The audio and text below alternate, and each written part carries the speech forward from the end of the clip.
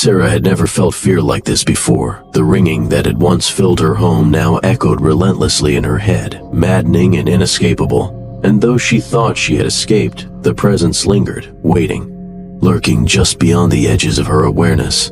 Hours had passed since the phone call shattered the silence of her house, but the air remained heavy and suffocating, the walls seeming to close in around her as every shadowy corner teased at hiding something or someone.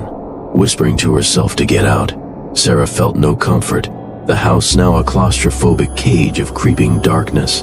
The sudden sharp chime of the doorbell jolted her, cutting through the oppressive quiet, her stomach twisting as she realized she hadn't heard anyone approach, and, upon peering through the peephole to find no one there, her fear grew. A neatly folded sheet of paper on the doorstep made her tremble as she unfolded it to reveal the ominous message, "I'm closer than you think." Her blood ran cold, and before she could process it, the phone rang again, its shrill cry filling the room.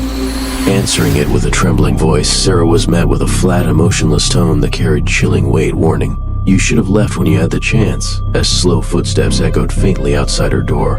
Her demand to know who it was went unanswered, but moments later, a loud thump against the door sent her into a panic, the door rattling violently as if something monstrous was trying to force its way in. Backing into the living room, stumbling over furniture, Sarah found herself trapped as the phone continued to ring, taunting her, and the lights flickered, casting the room into shadow as the temperature plummeted. Her breath misting in the air.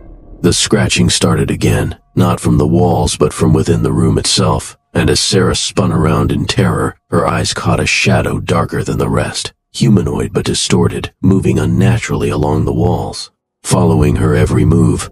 Then, she heard it, a voice cold and menacing, whispering her name directly into her ear, though no one was there when she turned. The room seemed to shrink as the walls closed in, the shadow growing and multiplying, filling every corner, every reflection, and when it spoke again, urging her to come closer, she bolted for the door, only to find herself paralyzed by an invisible force as the door slammed shut behind her.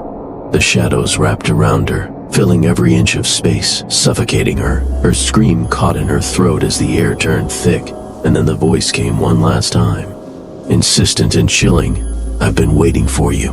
The last thing Sarah saw before the darkness consumed her was the twisted, malevolent figure, its glowing eyes burning with malice as it reached for her, pulling her into the shadows.